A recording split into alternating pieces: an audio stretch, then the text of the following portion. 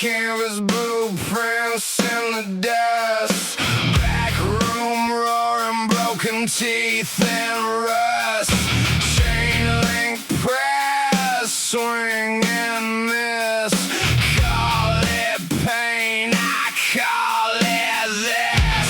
Step in, step down, hear that floor shake now, hands up, heads low, something's coming round. Welcome to the wreck. Welcome to the wreck. We came for the wreck. We came for the wreck. Hit me harder. Hey everybody, welcome once again to the Retro Wrestling Review ECW Podcast. I'm Gene Jackson. On the other side of the screen, you see your new favorite podcaster. He is, read that screen, folks, Brandon Wonderful. What's up, Brandon? How's it going, Gene? Doing fantastic. Man, doing well. Let's just go ahead and address this right out of the gate. So usually for all my shows I do, I have extensive notes and all this stuff prepared. And last week I was really busy with work and this and that. And I was like, you know what? This is watch along. I ain't really gonna have a lot of notes, so let's just watch this thing. And whenever Dangerously comes out and sends away Stevie Wonderful, it clicked in my mind like, hey, I remember hearing on like the Jovember podcast and mentioning in a couple of his books that's Stevie Wonderful's exit from ECW. At some point, Paul Heyman comes out and asks him to leave, and we never see him again. I'm like, fuck, that was it? Episode 6? I guess so. And so that's what we talked about on the show.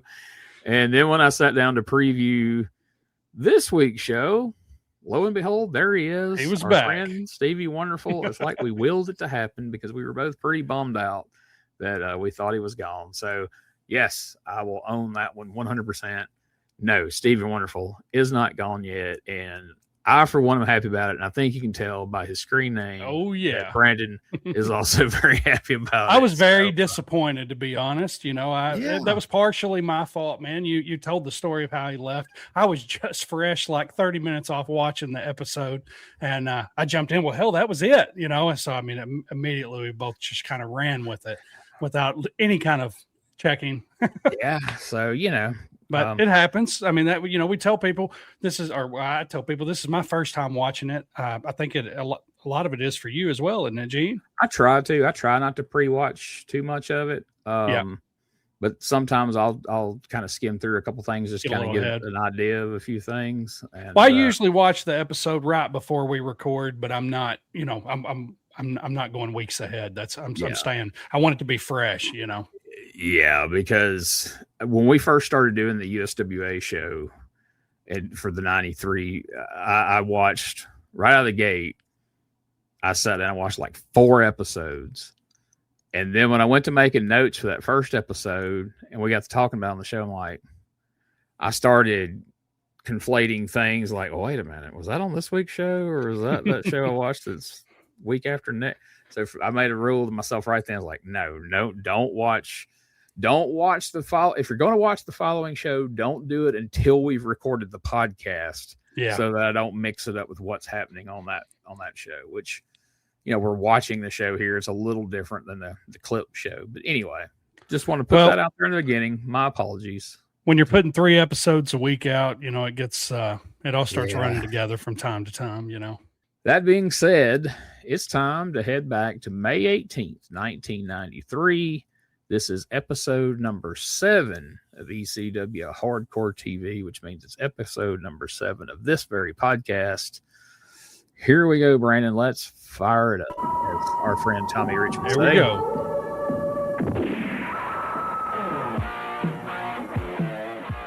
Speaking of Tommy Rich, if you're watching this on Monday when it drops, yesterday was Tommy's 70th birthday, and he's still out there making shit happen, man. Every time I went by his table at the gathering this weekend. There was a line of people there waiting to get autographs and meet him and hang out. So it's cool to see that everybody's got love for our boy Wildfire, or the Big Don, as it were, here in ECW at one point. There he is. College Fieldhouse in Philadelphia, Pennsylvania for another action-packed edition. I think his hair looks better every episode. Man, you ain't kidding. He has got it. I'll be bringing you all the play-by-play. It's teased up. Blown out. Hell yeah. The official color commentator for the ECW, Mr. Stevie Wonderful. That's right. It's wonderful to be here, Jay Sully, ECW Sports Channel. What a great combination. Tonight, Stevie, we're going to take a look back at a match last week where the tag team titles changed. Unbelievable. New tag team champions, Tony Stetson, Larry Winters. We're going to take a look at it. Hot Stuff International will be with us. That's the Dangerous Alliance, Jay Sully. Oh. The ECW Which one heavyweight is it? champion, the Sandman, will be meeting the #1 contender, the Rockin Rebel. And much to your dismay, Stevie, the ladies will not be at ringside. I don't even know why I'm here then. And a hot new tag team, the Stevie's Suicide just here for the Squad, ladies. facing off against those new tag team champions. That's right, Jonathan Hotbody. If you want to come out here and talk about people that are committing suicide, why is Todd Gordon killing his own promotion? I know he's in the back making sure that the part in his hair stays this wide. If Todd Gordon could come on down the aisle. As a bald person, I'm offended. Well, he would eat those words years later when he would be out on television. Ladies and gentlemen. That you just don't listen. You just don't know who you're dealing with. You don't realize that if you deal with Paulie dangerously, you got a problem with me? I got a problem. If you got I don't know what kind of promotions you're used to working for, but this is the ECW. You're not going to come in here and throw your weight around like you do wherever else you work for other promoters. It's not going to be that way. Do you understand that? Oh, Paulie so Dangerous? you're not going to let me No, push you I'm not around? going to let you push me around. That's I'm correct. supposed to leave now or something? That is exactly correct. Did I get you upset, Mr. Gordon? You are Did I not make going you to come in upset? here and... Is there a Uh-oh. problem? Huh? What's the matter? Why don't you make your move, huh? Why don't you make your move now? I don't see, you know what? You're not going to do anything because you're nothing because you're from Pennsylvania. In other words, the wrestling business needs a businessman like you, like a drowning man needs Ted Kennedy. So You know what I'm saying? That's the way it's going to be. That's okay? the way it's going to be. Make your move. You got over this time, Paulie Dangerously, but only this time. Only this time. Oh, I think, Magnificent Muraco, you offended the commissioner. Well, I certainly hope so. I think he has a problem, Mr. Muraco. You know, as I travel around the world and I go through all these federations, it's the same stupid thing every time. I recognize how great you are. I realize that probably there is no man, not probably, certainly, there is no manager that is peer to you that can even shine the shoes. Why don't these fools realize, Todd Gordon, pay attention, that I am the Magnificent Muraco, that I have I gone. think Todd Gordon's getting a group rate on these tuxedos. I have defeated everybody who's ever come in my sight. Shut up, you goose. Sandman! I told you before, there's only room for one surfer boy in this town, and that's me. Because, see, I'm the man from Sunset Beach. I haven't been hanging around in those slum beaches of yours. I'm the man from the North Shore of Oahu. I'm the man who rides waves as big as they can, and I have beaten every bum I've ever stepped in the ring with. So where's Mr. Paulie? Sandman's in the back like, this guy's shitting all over me. Gilbert and the Superfly Jimmy Snuka and the Magnificent Muraco. Sandman, look around. Find some guts. You'd never guess it, but like Morocco really did surf because he really is from Hawaii, and Sandman had never been on a surfboard in his life, but you would think that couldn't be true. Hot That's Stuff right. International, the Dangerous Alliance, Who knows? Glad to see Jay Sully has cycled through all his fluorescent cummerbunds and ties. We're back to a normal color again. Eastern Championship Wrestling. Folks, you can check out this week dropping over on the Retro Wrestling Archive YouTube channel and on all the audio feeds is Bay Ragney's interview with Jay Sully. And that's an interesting interview, too. A lot of behind-the-scenes information about his fandom and how he got involved in ECW. And, you know, we kind of alluded to it here, how him and Stevie kind of got thrown to the wolves here doing this TV. So highly recommend that interview as well. It's really interesting. Yeah, I was hoping to get it in before we recorded this show. I didn't make it, but I look forward to listening to it tomorrow. Absolutely.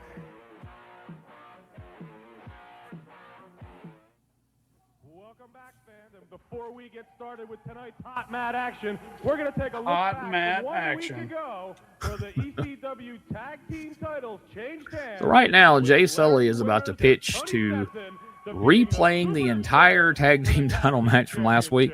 So right now, we're going to take a quick break, and when we come back, we'll move on with the show because we just saw this last week, so we're not going to call this again, folks. So let's take a quick commercial break. We'll be right back. Welcome to the wreck. We came for the wreck. We came for the wreck. Hit me hard.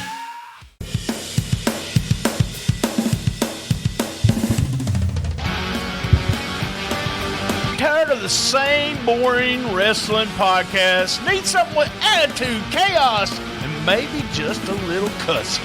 That's STSpod.club, and we got it all covered. We've got wrestling weirdness with WTF News Desk, 5-minute time limit, and the Southern Fried Brain of me, BT, steering the whole ship. We also have rolling into Memphis every week about the current Memphis wrestling. Interviews, hot takes, and wrestling outrageousness so wild it might get you banned in 12 states. That's right, it's SDSpod.club or search all podcast catchers for Shooting the Shiznit, where wrestling podcasts grow chest hair. Not sure what that meant. Love my mama.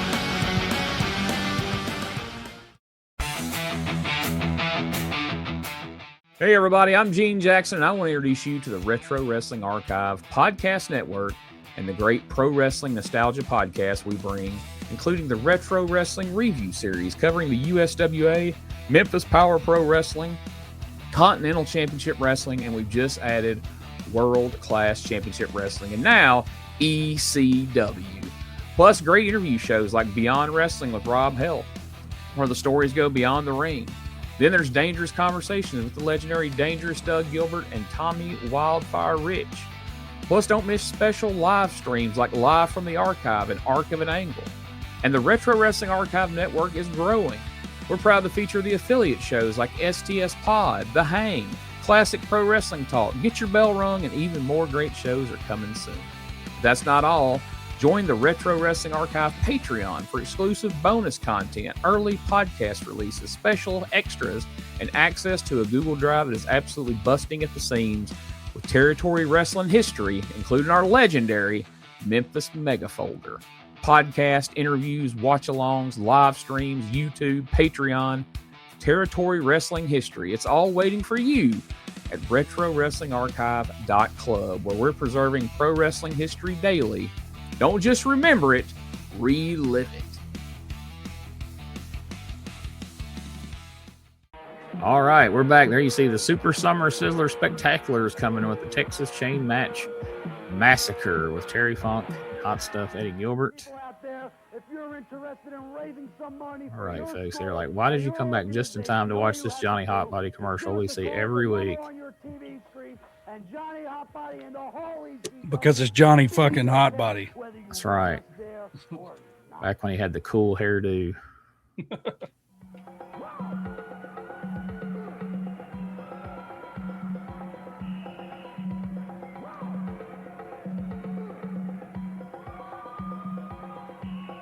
Eddie looks great coming out to the jungle music in his his jersey there. His hockey jersey. Like, what the fuck is going on?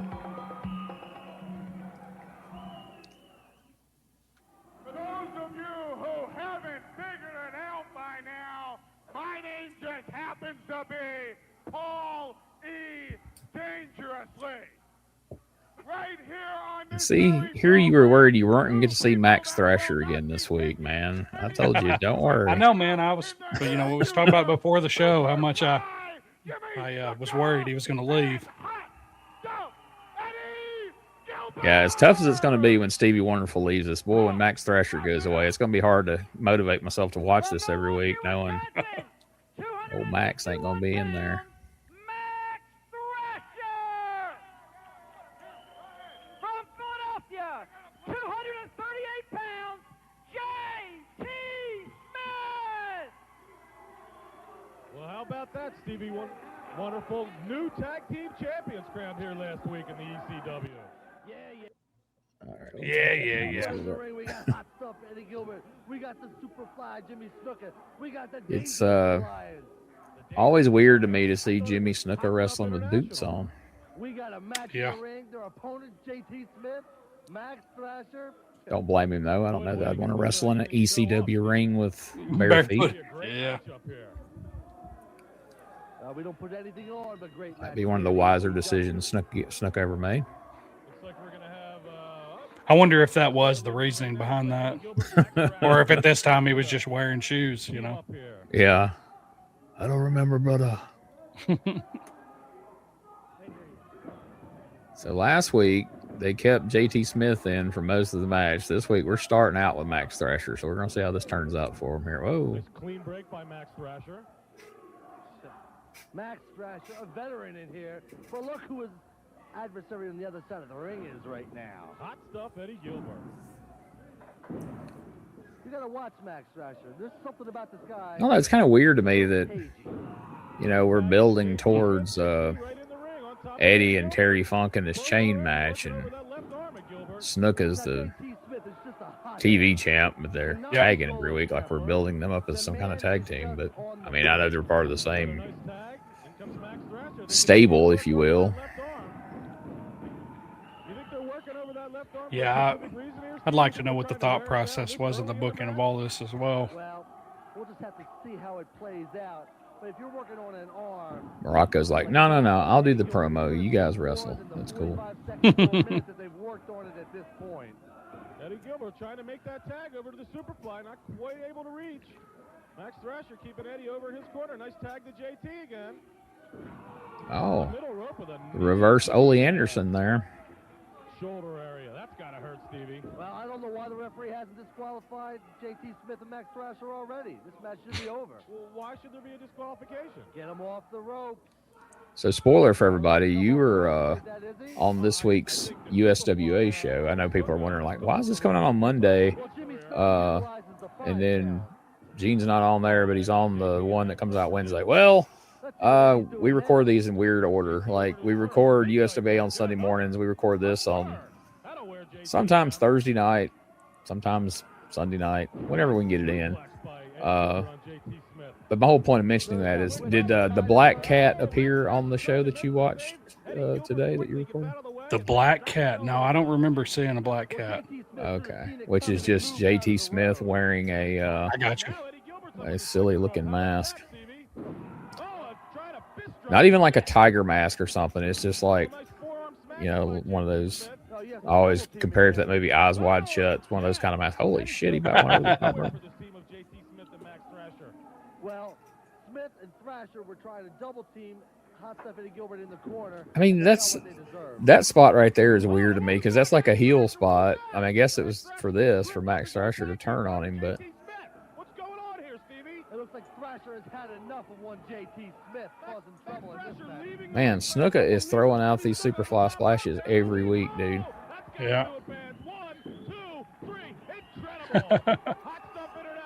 It's got to be hell on his knees. That's about- You think he'd be like, let's Yeah. just pull these out on the big shows. He's doing them on TV every freaking week. JT Smith, Max Thrasher, nowhere to be found. The rest of his stuff's pretty slow, though. Like, that's the Yeah. one thing he's really doing that. For some more. is impressive. True. You know, I've joked and kidded around about Oh, Eddie Gilbert shit. a lot and messed around with him with these horses right here, like old Clyde over here. And what I am getting into is a very serious match with Eddie Gilbert. It's a Texas Chain Match Massacre. Because No, you for can't all tell it by the accounts, shit I've been there's doing the last stopping 2 weeks. because It's the a very serious Right. match. It continues on till there is a winner. But it's an unusual match because both men are put together by an 8-foot chain. And in order to win the match, you have to pull your opponent around to 4 corners in succession. It's the most brutal match in wrestling. I know that I wrestled Harley Race years ago and did 15% damage to one of his eyes. I know that Boris Malenko used to wrestle in chain matches quite often. And they were darn near barred all the way around the country. So this will be the first match that you hardcore fans have a chance to see that hadn't been seen in several years throughout the United States. Believe me, it's brutal and it's violent. And I'll tell you one thing, I've got a score to settle with Eddie, and I want to settle it, and I'd love to be the king of Philly. Eastern Championship Wrestling. You know, it's a dangerous match when you do 15% damage to somebody's eye, especially No Harley kidding. Race of all people. Quality Plus Ford dealers. Trattoria Pizzeria in Exton and Soloflex. Solo Tell them flex. you saw them on Eastern Championship Wrestling.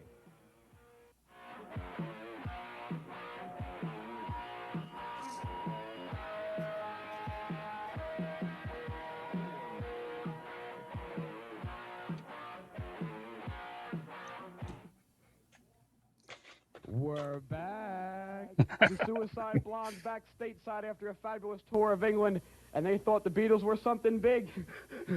Selling out Wembley 3 nights in a row. And who else was there to see us in our Queen hall Elizabeth?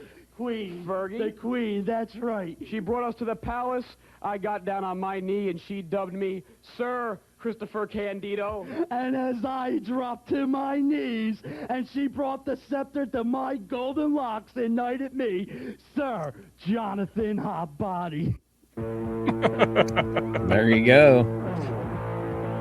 Okay, I changed my mind. I think this is the best thing going in ECW right now.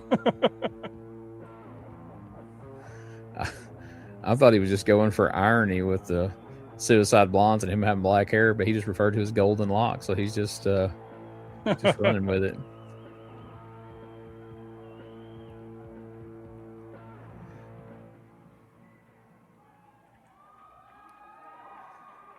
Man, it is such a shame the way things turned out for Chris Candido. Yeah, Like, man. That's a guy man. that got used on about every God. front you could get used on, you know, like You ain't kidding. I mean, yeah, you know, he's always going to have that size working against him, but God Right. bless, he gets saddled with that god awful Body Donna's gimmick, and you got Sonny making him like an asshole, banging everybody under the sun right under his nose, and fucking even Paul Heyman took a shit Yes. ton of advantage of him, financial advantage of him. yeah.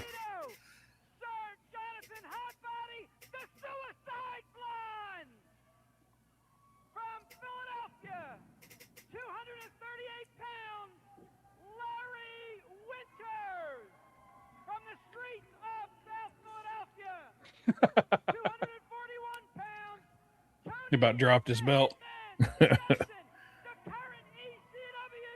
Those things look kind of heavy. Dang, that is such a... I don't know what's a worse look. Him wearing the trunks with no knee pads. And I know we're harping on this, and I'm sure people are like, why the fuck were you not shut up about that? Oh, it's just so unpleasant. But now the dude with his capri pants style hitman tights over here is like Bret Hart left his shit in the dryer too long, and now they're too short for him. Like, what are we doing? Hey. Jay Sully, let me interrupt you real fast, okay? They're friends of mine. There's Sir Christopher Candido to you. Sir Christopher Candido. Understand? Unbelievable. Sir Jonathan Hotbody. Just call the match, Jay Sully. Let's get down to the action, fans. Nice shoulder block by Sir Christopher Candido. Too bad Stevie wasn't on that trip with him. He might have ended up being Sir Stephen Wonderful. Tony Stetson. new tag team champions, Larry Winters and Tony Stetson. An incredible victory here last week over the Super Destroyers. Well, we're just going to have to see if this is going to be the shortest title reign in history or what. I don't think so. I think these two are double tough competitors. So, I guess we'll be watching that Super Summer Sizzler show coming up before too long. Oh, man, yeah. That'll be fun. Oh, yeah. Right into Jonathan Hotbody. Incredible, fans. Well, they're a new team. They've been together. They've had some matches, but they're still getting their... So do you know about how long Candido had been wrestling at this point? Don't cut me off, Jay. Let's see, 93. I think he started in 91. That's awesome, man. So yeah, I mean he's Teamwork sometimes goes out the window. He's still pretty fresh here to be as good as he is even at this point. Yeah, he's definitely the best in the ring. Irish whip. Now you got two guys in the ring. Wow, look at that. Stetson. Chris Candido for the cover. There's one. There's two. Candido manages to It kick was out. almost a Midnight Express type tag team. Yeah, no shit, man. I'm really digging this tag team, man. These goofy bastards. It works for me. Who we have here at ringside? That being the Suicide Blondes, right? Yes, that being the Suicide Blondes. Yeah, yeah. The other, not luscious tag Larry team just- Winters and fuck off. No knee pad wearing motherfucker. Wait a second. I'm not paying attention to the match. I'm trying to Hey. figure out what this is wandering around ringside here. And we got the tag team champions in action. Larry Winters, nice drop kick on Johnny Hotbody there. Hotbody outside the ring, but He jumped back on his feet and jumped through the ropes. he sure looks familiar. I'll tell you that. I know, think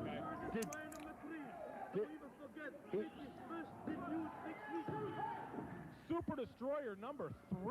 I didn't So, know the third Super Destroyer. it's hard to even tell because of all that hair and their camera work is shit. Yeah, it's But yeah, Sal Balomo has on a Super Destroyer mask, but all his other shit, and he says, "Oh, okay, there we go." Fucking Mr. America style here. So, Lord knows where we're going with that, but Super Destroyer number 3, that is. Hey, Jay Sully, I'm going to slap the spit out of your mouth. That's Sir Christopher Candido. Excuse me, Sir Christopher Candido. My mistake. Absolutely, Now it was he's your tagging in mistake. Sir Jonathan Hotbody. Hotbody in the ring. How about I just call them by their last names? That way I won't screw it up. Oh, Look at that. that was a little late, guys. They're not Ricky Morton and Robert Gibson yet, but Not yet. they're getting there. They got the blonde and dark hair thing going, so there's damn. Some what of the a tag. stuff he does looks really good, man, and some of it looks like shit. But I mean, I realize Yeah. what we're watching and how indie this was, especially at the time. Yeah, it's funny because he has flashes of like greatness. You're like, oh, that was really good, and then like follow it up with something. You're like, oh shit, that was not very Right. good. Okay? I'm having a lot of trouble with that, Sully. You saw the videotape before the match. Such as that. You see the goofy promos and all that, and think, oh, this guy's in on it, and then you listen to Bay's interview Yes. with him, and it's like, no, man, I think he really lived that shit. I think Yeah, he did, dude. Yeah. He was But all just in on that. whatever, man. I mean, it's Yeah. cool. Dude got a bad shake. That was probably the high point of his life. I mean, I get it, dude. I mean, it's hard to let go of I stuff mean, like that. I'm sure it had to be hard to be there at the birth of ECW, and then when it blew up and became what it became, for you to be on the sidelines watching, like, I helped build this shit, dude. Like, come on. Yeah. That's it. Whoa. Just have to break the momentum, Jay Sully. Yeah, with a poke to the eyes. That's a nice way to break the momentum. Who are the legal men? I don't know. Like, we've talked about it before, and I know we'll talk about it more in the future, but as you watch it progress, it really feels like Heyman really does not want to do much with the guys who were mostly known as tri-state guys, the old Goodheart guys. Like, Yeah. it seems to be his mission to start weeding them out pretty quick, aside from like Sandman and just a couple of dudes. Yeah. I mean, at this point, I like Johnny Hotbody more than I like the Sandman. I don't Yeah. get it at all, man. I don't get the appeal. I just, in my mind, of course, I've never watched ahead again, but in my mind, I don't see how Sandman becomes the Sandman. You know what I mean? Like Yeah, it's gonna think be any of fun to watch where we turn that corner and how that. I mean, because he comes off like such a heel. Like, how is a dude in that outfit, unzipped down to his dick, like getting over as a baby face, like even in Right. Philly, right. or even maybe especially in Philly? All right, they're beating that ass. There you go. Incredible things have broken down here. Christopher Candido, Jonathan Hotbody working over Larry Winters, and Tony Stetson back by the staging area. The champions are getting it handed to them. I like their fun little hill shit there. They got pinned over in the middle of the ring, but both of them were like, foot was on the ropes. He pulled my tights. He pulled my hair. It was like everything they could have cheated with, they did it. Hey, we've got Dark Patriot showing up sometime real soon, don't we? Yes, Not see he's that on on his way. Okay. Sorry, I didn't mean to cut you off there. No, I you're just good. Random thought. Yeah, maybe we'll be able to figure out who that dude is. Yeah.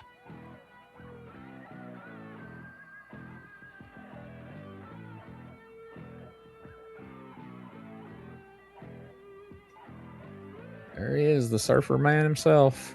The real sofa, brother. So I guess he's looked in the mirror and realized, like, all right, I can't do this Don the Rock Muraco shit I was doing in WWF in '88. So we're back to Magnificent Muraco. I like that better anyway. So Yeah.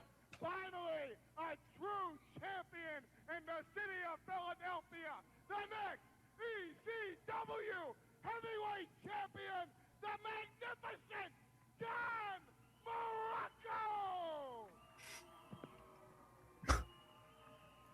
Weighing in at 241 pounds, the madman from the Badlands.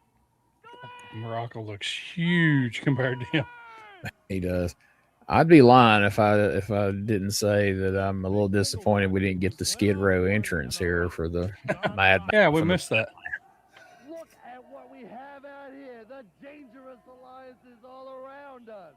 Eddie Gilbert ringside, Jimmy Superfly Snuka ringside, Paul E. Dangerously ringside. What is this, a 4-on-1, Stevie Wonderful? No, it's the dangerous Well, that's a face only a mother could love. Man. Dangerous alliance. I don't think anybody's And even she would have to work at it, I think. Well, a very good friend of mine, one Paul E. Dangerously, knows exactly what's going on, Jay Sully. You just pay attention to the match. And let the If you just turn this on for somebody with no sound or anything, you're like, which one of these guys is the heel? Like, you'd have to think, oh man, that long-haired dude with the Surely. evil-looking face paint's got to be the bad guy. Like, nope. You know, I don't think these two have ever God. hooked up before in the ring. What execution on that arm drag there. Man. Tremendous. I think Oh. blood, shall we say, between Glenn Osborne and one ECW TV champion, Jimmy Superfly Snuka. I don't think Glenn Osborne would get along with anybody in this group here, Stevie. You take on one, you take on all of them. That's right. He just doesn't have the heart, Jay Sully. You know, I really didn't figure they were calling that the ECW arena this early, but man, like from the second or third show, they were already referring to Viking Hall as the ECW arena. Yeah, that's pretty cool. Glenn Osborne working over the left arm of Don Muraco. I would have thought that came much later as well. Well, what he needs to do, he needs to pick a body part. I was so excited to get to go there last year, and it's unrecognizable from like now to back, you know, when I was watching ECW in 95 or 96, but it was cool. It was Blue Meanie took me and Doug around the building. It was like, see, over there's where the crow's nest was, and over here was where this was, and kind I of got you. broke down where it was and how it used to be laid out, and kind of the history of the building even before ECW. So that was pretty Yeah. cool to get to do that. Business manager, and you have hot stuff Eddie Gilbert. Had a few conversations with Meanie back in the MySpace days. That's crazy. He's a cool guy. Been so long. Yeah, he was always super nice guy, man. Jimmy Superfly Snuka, hot stuff Eddie Gilbert. Do they have managing licenses? We talked about that day when I was talking to him in Philly about getting him on to do an interview strictly just to talk about his time in MCW and Memphis Championship Wrestling, because it's not something anybody's really talked to him a lot about, and he was pretty excited at the thought of doing it. We just never did make it happen. I need to reach out to him sometime and do that, because Yeah, that'd be a cool one. be interested in hearing that. And you know, and he was It was when he went to that phase where he lost all that weight. He didn't even look like himself, you know. And, Yep.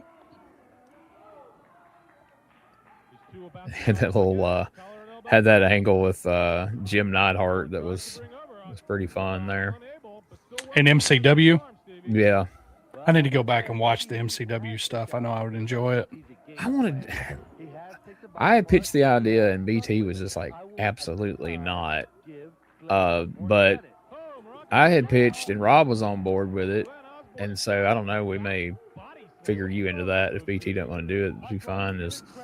You're going to get to a point in Power Pro where MCW comes along and they're going head to head every week on TV, Yeah. And so I had said, I thought would be fun to review both episodes and then kind of at the end, everybody kind of vote on which show you think was better that week.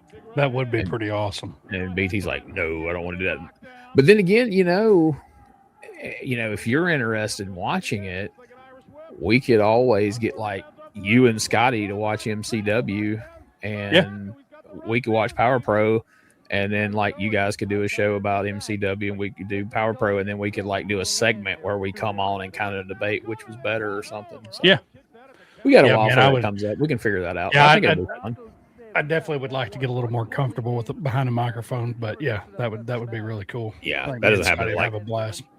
That didn't happen to like 2000. We're in 98, so you got a while. Yeah. I think Eddie Gilbert taught him that move. The hot shot. No.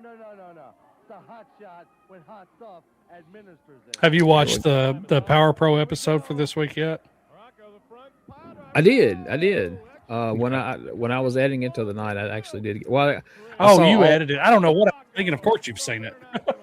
I saw everything with the final segment. I got to go back and hear them talk about the hits and the misses and all that stuff at the end. But I saw most of it. Yeah, there was a good promo in the middle of it. Little kind of a music drop.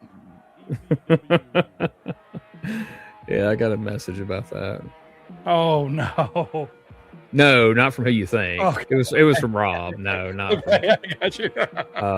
I've been waiting to get one from the other person, but me and the old lady were watching that, and she looked at me. Her fucking eyes got real big, and I was like, "Oh yeah." Holy crap! I was like, yeah, I know. But anyway, we'll talk about that later.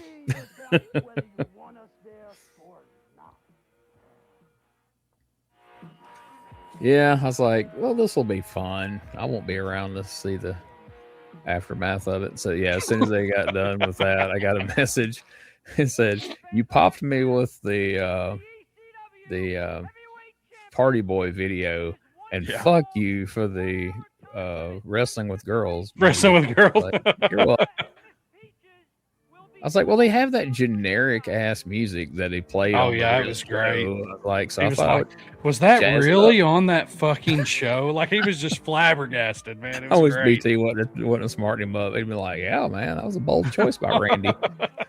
It's kind of, it would have been kind of funny because, Randy was at odds with Lawler. What better way to fuck Lawler than play that god awful song? Look at this bedazzled ass jacket he's got on. That's awesome. Kid had to have made that or something. Good Lord.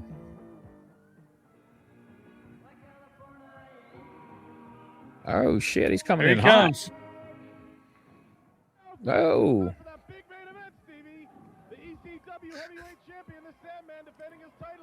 There's our hero. He nearly fell over the top rope trying to. You see, the signature gut has already started. Yeah, he's already doing the beer drinking part. He's just not. Yeah. Maybe that's why the transition came so easy. In 91, he's a little slimmer, on the SWA show. Yeah, his wetsuit's a little tighter than it was in USWA. That could end up being how this all started. Like, dude, you're getting a beer gut. Why don't you just make that your gimmick? Yeah. Sandman inside the ring here. It's funny. This is 93, and like freaking Rockin Rebel looks like he just got out of a time machine from like 1984. Yes. Uh-oh. I went to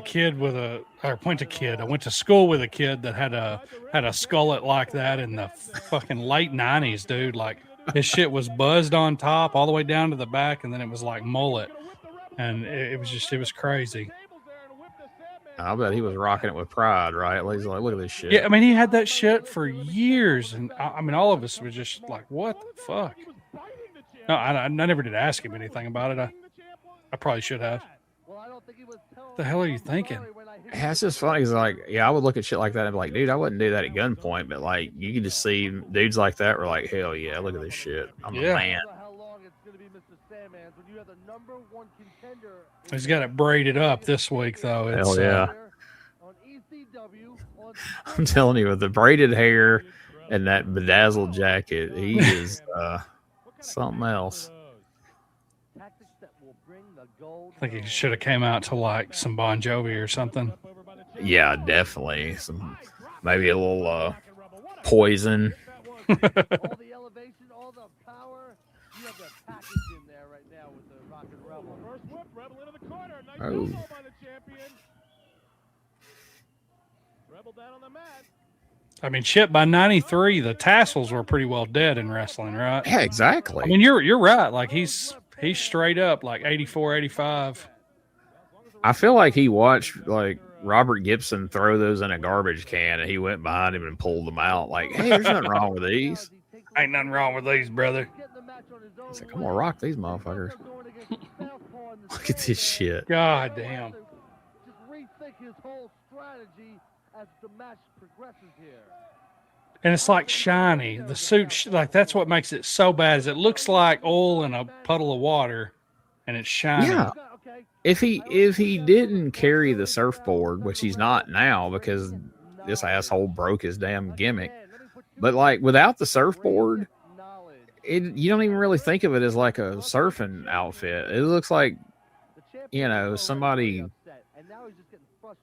like made him like a gold dust suit and didn't finish it, you know, like, or we'll make the rest of it. Just wear this tonight. We still got to do the legs. It's like the 90s version of the Blue Oyster Club.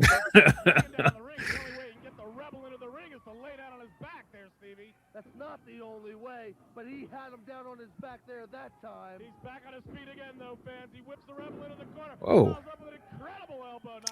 I've never listened to it, and I don't say that to be a dig. There's not enough hours in the day to listen to all the podcasts that exist. But like Sandman and his son have a podcast where they talk about like a lot of old ECW, and I've heard he's had some episodes about the USWA. I think him and Rob Van Dam had a conversation about their time in USWA. I don't know if it was on RVD's podcast or on Sandman's podcast, but I want to track some of those down and hear some of that straight from the horse's mouth here. Because like I say, you know, from the beginning, I was like, dude, if 1996 Sandman showed up in a fucking DeLorean time machine, like he would kick the shit out of this dude. Like, what are you doing?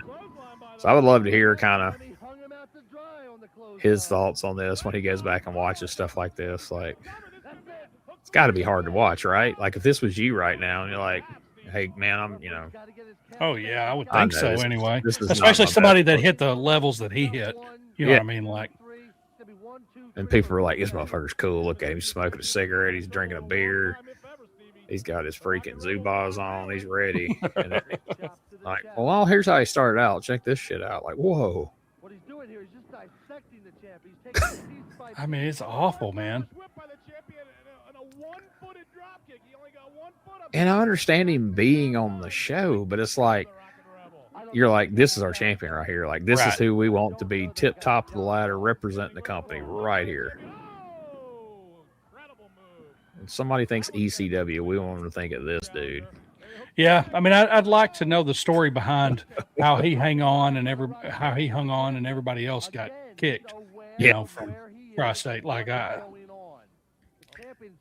don't see the appeal at this point. Yeah, like I can't vision at this point, I don't know that you'll ever really get an interview with Paul Heyman anywhere where people will dig into old ECW. But I would love for somebody to be like, so Paul, you're looking around the locker room when you first get there and you're thinking of who's going to stay and who's going to go. Like, what part of the Sandman made you think this guy's got to stay?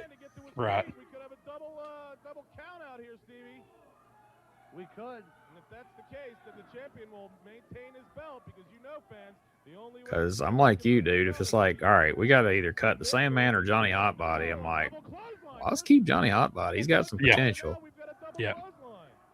At least from a comedic standpoint, you know, I mean, like, Yeah. Sandman's just gross.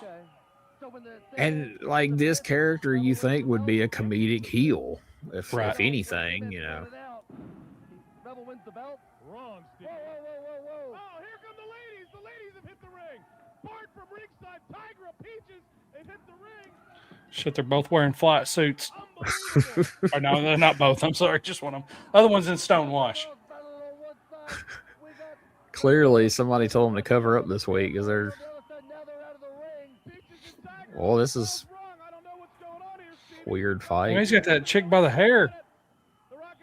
Well, you know, it's Rockin Rebel. Yeah, that's what says probably his MO. The nicest thing he could do.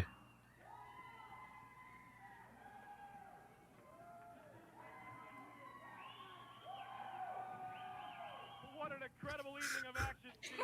Unbelievable. How about that match we just saw? I thought the women were barred from ringside, but we got to see what we needed to see.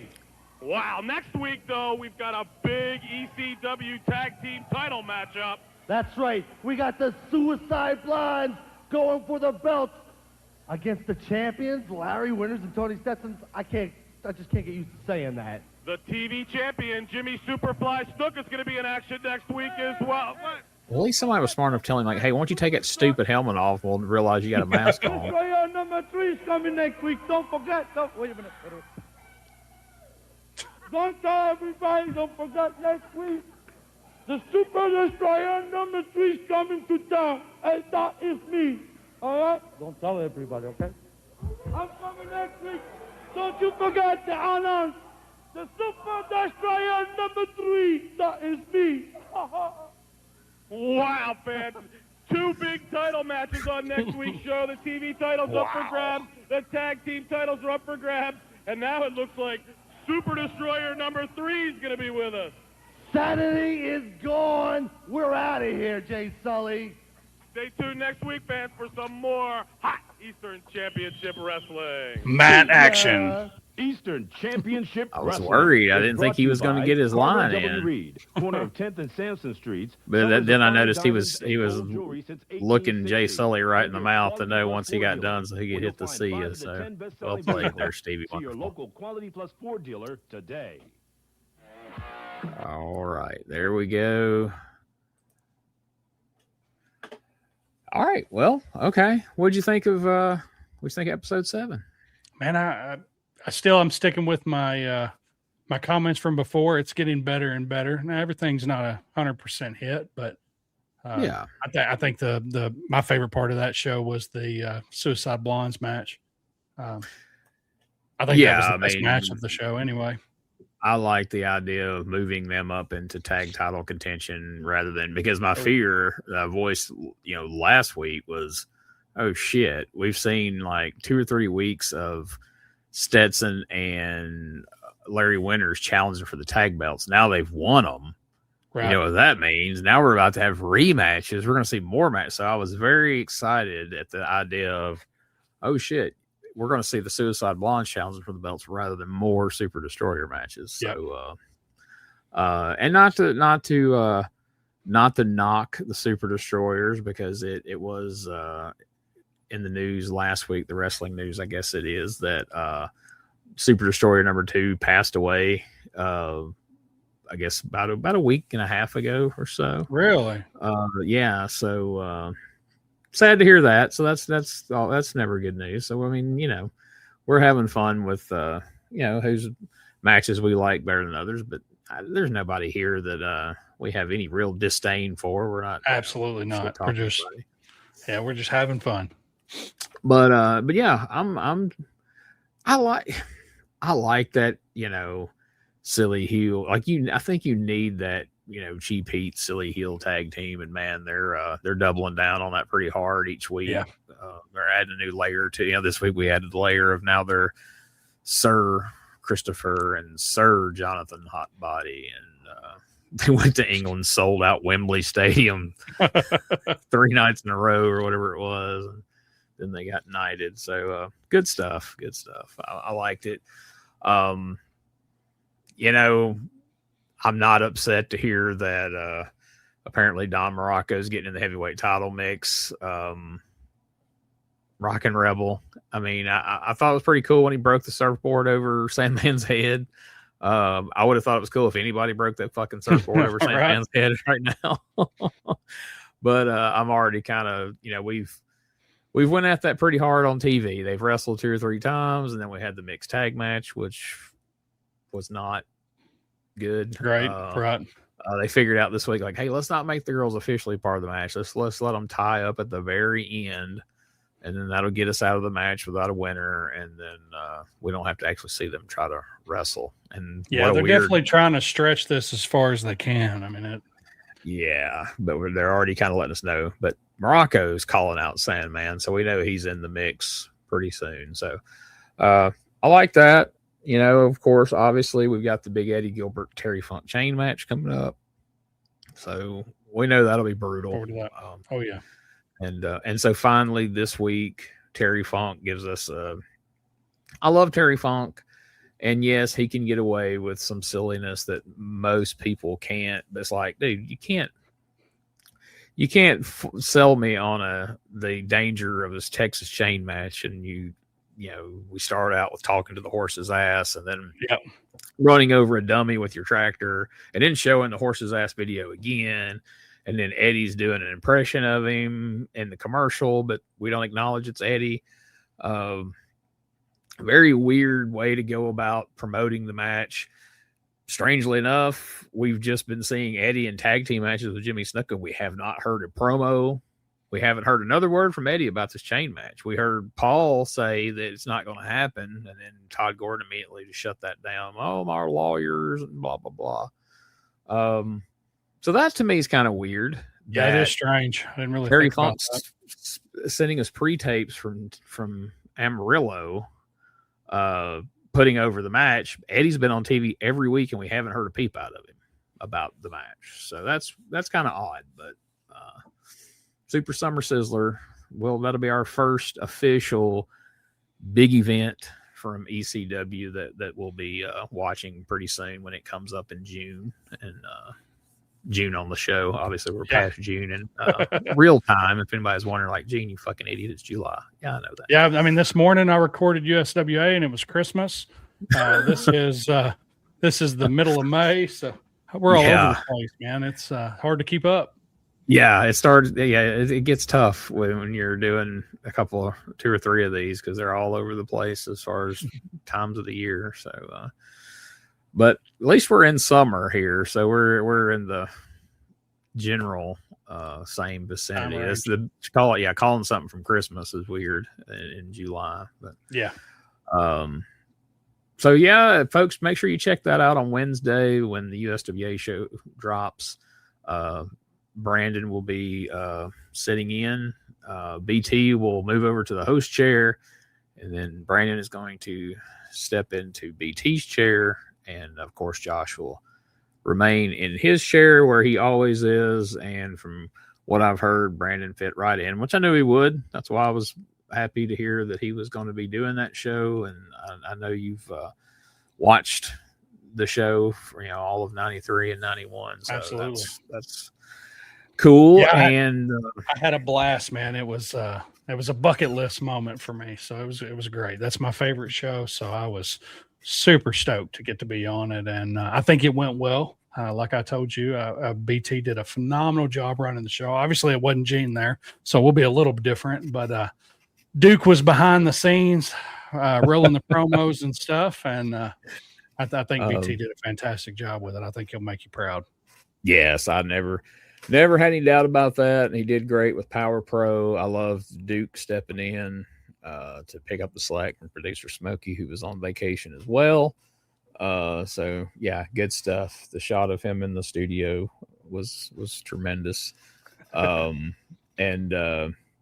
it's always fun. I guess you've listened to it long enough, but you got to experience. It's always fun doing a show with Josh because every now and again you have it in your head when it gets pitched to him, like, I'm pretty sure I know where Josh is going to go on this, and he'll come out of a completely different direction. And I love that. You know, that's awesome. I mean, yeah. If you watch the show long enough, you're going to get very few surprises out of me and BT most of the time. You know, it's just a matter how far we're going to go with it or how heated we're going to get about something. But man, there's times where you're like, yeah, I know where Josh is going to be on this, and he's not, but he always has a sound. He's not reasoning. He's not somebody that just says shit to be contrary to everybody else or just to have an opposite opinion because, hey, it'll be good for the show. Like, no, he has a perfectly logical explanation for it, and he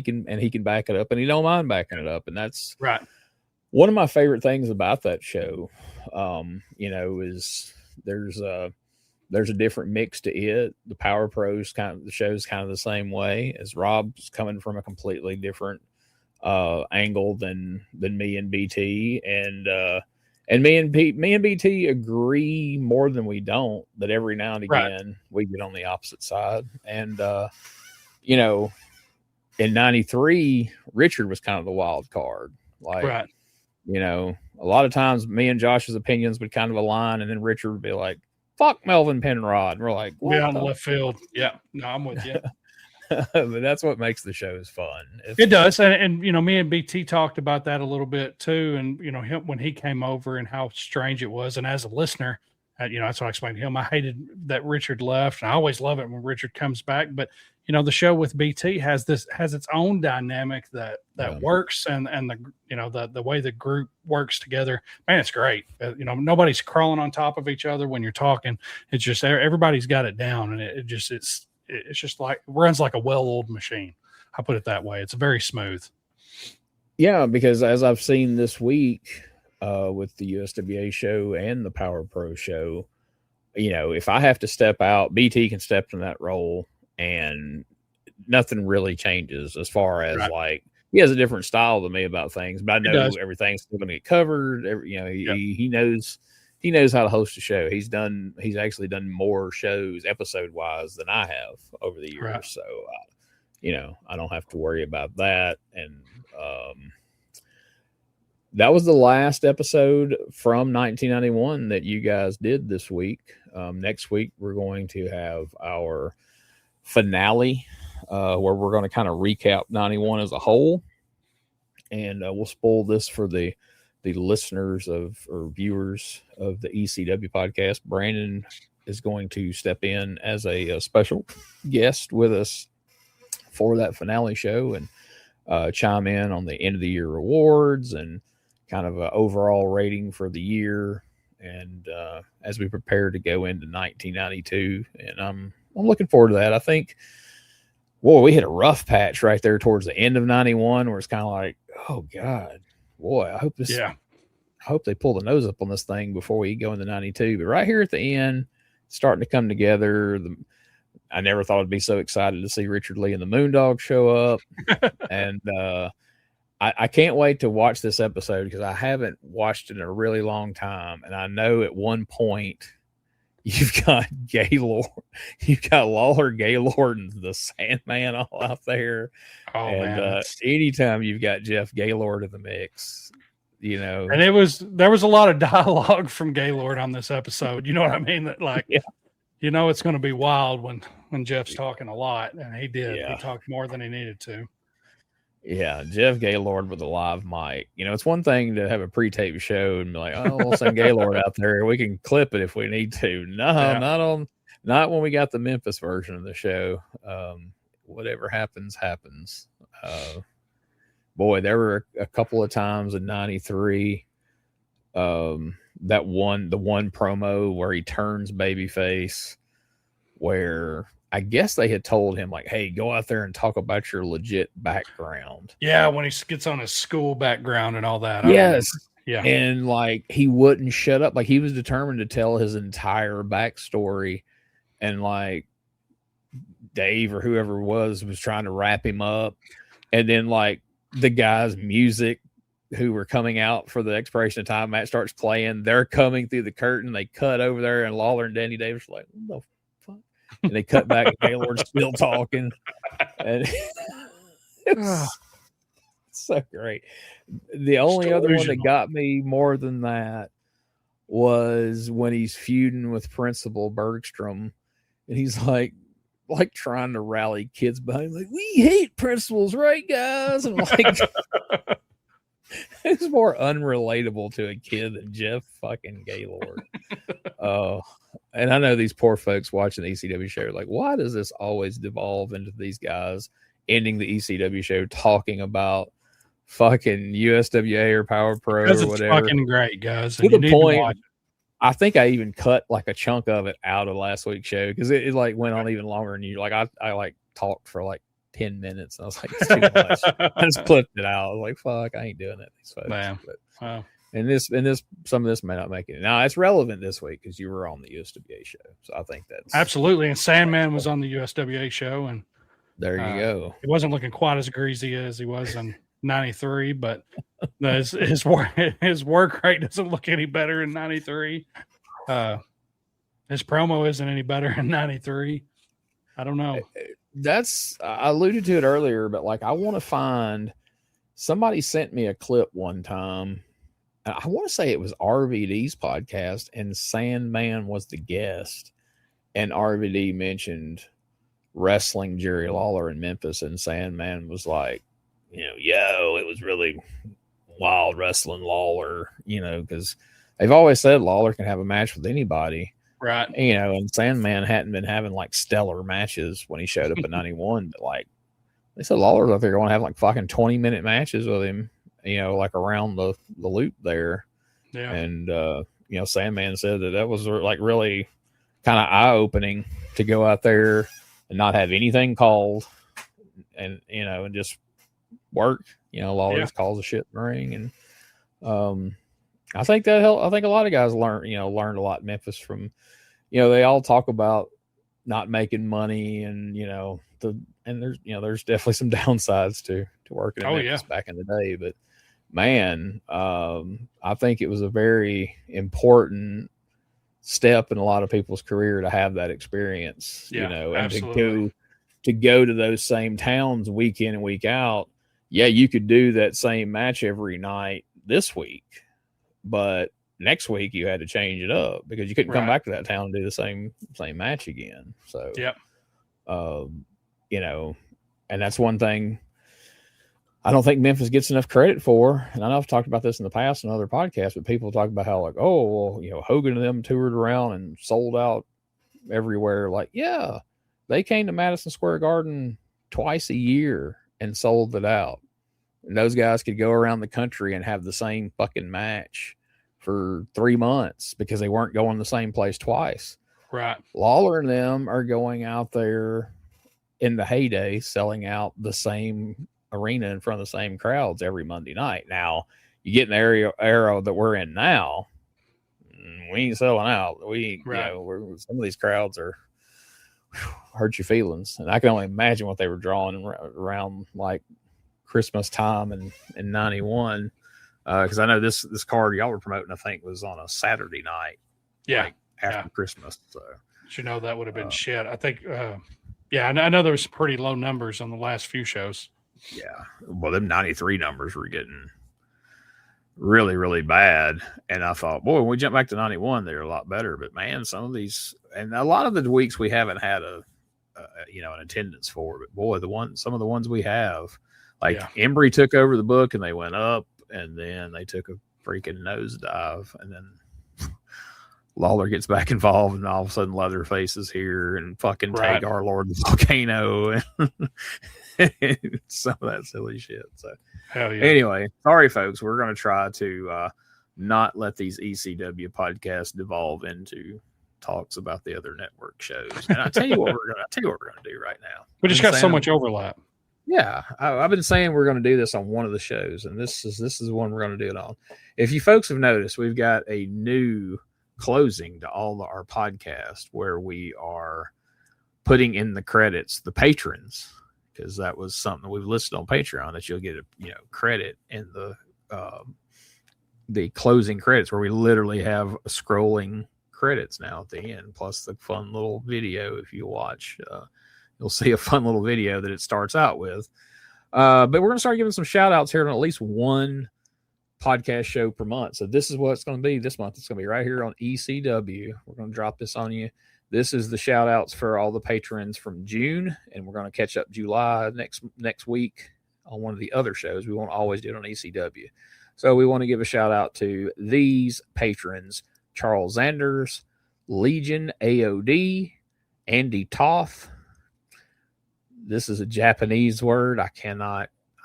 It's some symbols. Thank you for our Japanese friend who has joined. That's awesome.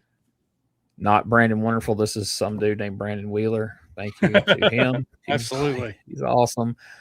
Thorsten Schwartz, Rich Farr, Arthur Sanchez, Andy Rowley, Bobby Atkins, Tim Harvey, Don Cherry, Christopher Prince, Raymond Shannon, Michael Walker, Davey Mansfield, K24R Turbo, A Turbo, 4A. The letter K24A Turbo. It's a There Honda you go. motor. Yeah, turbo. Look at you. Car guys. I'm gonna have you read the fucking list from now on, because I knew I was gonna end up embarrassing myself. We got Tim Ostrander. Tim's a great dude. Navy Tate, Tatay, Tate. I don't know. Tate. Our friend Ralph Voland from Germany. I'm probably not pronouncing that right, but thanks, Ralph. Eagle_1 and Greg Lopez Fitzgerald, Michael Hogan, Rob B, Pat Crocker. We have another Japanese fan. I'm sorry, I can't read these Japanese symbols, folks. I'm so sorry, but bless your heart for joining us. We appreciate it. JC, I don't know if that's JC Ice. His email says JC Grace. So, hey, man, it would have been cool if it had been JC Ice, but we like JC Grace just as well. CNY 422. And last, but certainly not least, one of our favorite patrons, one of our favorite viewers, one of our favorite friends, Mr. Russ Styles. Thank you, sir. So thank you to all the patrons. We appreciate it more than you know. It helps us out, helps us keep these things going, because believe it or not, folks, podcasts aren't free. You got to pay for all this software and different things that we use to make the stuff happen. So not to mention the ridiculous amount of work that Gene puts into all this. All the rest of us just come on here and play and bullshit. I mean, he's the one that actually does everything. So yeah, well, it's fun most of the time, but man, it's been a hectic couple of weeks, but we've been making it happen. And man, I appreciate everybody stepping in, you stepping in on the USWA show, Brian Absolutely. stepping up being host, Scotty jumping in over on Power Pro, and thanks to Rob and Josh and just everybody involved on the team. Man, you guys are awesome, and you guys are what makes these shows fun, and we appreciate you. We appreciate the viewers, the listeners, the patrons, everybody.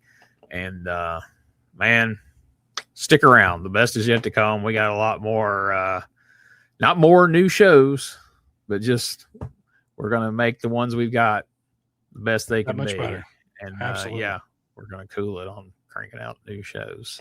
So until next week. See ya.